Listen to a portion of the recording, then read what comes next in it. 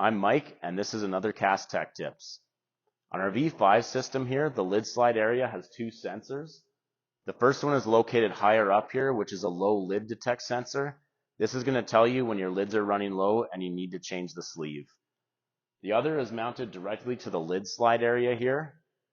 And when the cylinder drops a lid, there's 3/4 of a second until this sensor needs to see something.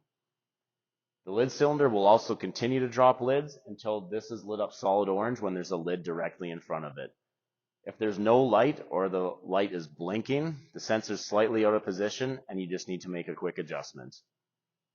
Lastly, located lower on the lid slide is the lid flap assembly. This is where you control the distance of the roller to the face of the lid, as well as the amount of weight applied to it. You want to set the roller up so it's about 1/4 inch away from the lid face. And to do this, you want to adjust the two innermost bolts here. Threading them clockwise will move the roller further out, while counterclockwise will bring it closer in. If you're running into an issue where you're having an extra lid drop, or they're not dropping far enough, the chances are pretty good that the weight needs to be adjusted. These are the two outermost bolts here. If it's an extra lid being dropped, you want to apply a little bit more weight. So turning these bolts counterclockwise is going to apply more weight to the lid when it's in the slide.